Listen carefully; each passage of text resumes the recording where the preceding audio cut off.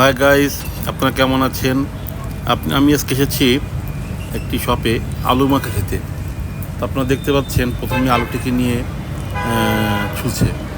তো বেশ ভালোভাবে খুব দ্রুত আলুটাকে ছুলে ফেললো। আলুটাকে এখন বেশ ছুলছে, এখনও বেশ ছোলা হয়ে গেছে আলুটি। তো আপনারা লক্ষ্য করেন আলুটাকে ছুলে এখন সে পাশে রাখার পরে সে কিছু ধনিয়া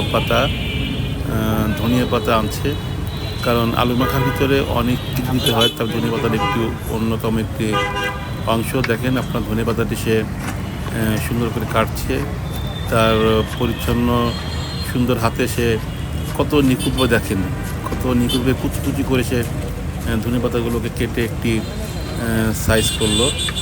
সুন্দরভাবে ধনিয়া পাতাগুলোকে কাটলো, কারণ আলু মাখার ভিতরে ধনিয়া পাতা অবশ্যই দিতে হবে। দিলে একটা ফ্লেভারটা খুব, স্বাদটা খুব ভালো আসে। এখন দেখেন আপনারা যে আলুটিকে ছুলছিল, সেই আলুটিকে এখন নিয়ে সে প্রস্তুতি নিচ্ছে, আলুটিকে সে কাটবে।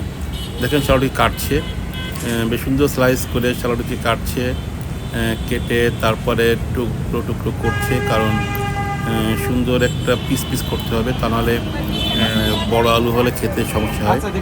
সুন্দর ভাবে সে আলুগুলো কেটে পিস করলো। পিস করার পরে এখন সে ভিতরে বিভিন্ন মশলা লবণ দিল।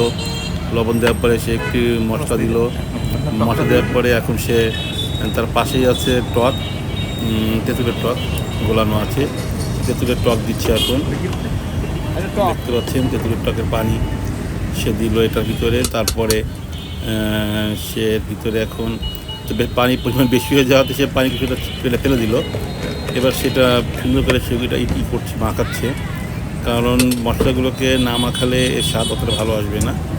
সুন্দর করে সে মশলাগুলোকে মাখিয়ে সে এখন একটি বাটিতে সে তারপর আর কিছু লবণ দিল। দেখেন আর কিছু লবণ দিচ্ছে, কারণ তার মনে হলো মাখানো ভালো হয়নি, এবং পাশাপাশি আরেকটা মশলা দিল, দেওয়ার পাশে আরেকটু সে মাখাচ্ছে। তারপরে দেখেন সে পরিবেশন করার জন্য একটি বাটিতে আলুগুলোকে ঢালার পরে সে ধনিয়া পাতা গুলো দিচ্ছে।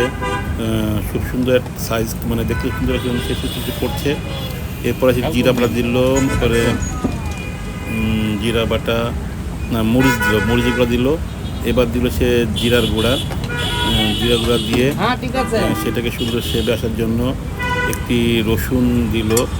রসুনের আচারের যে রসুন যেটা, সেটা দিল, সে দিয়ে সে সুন্দর করে রেডি করে ফেলো। এখন দেখেন আপনার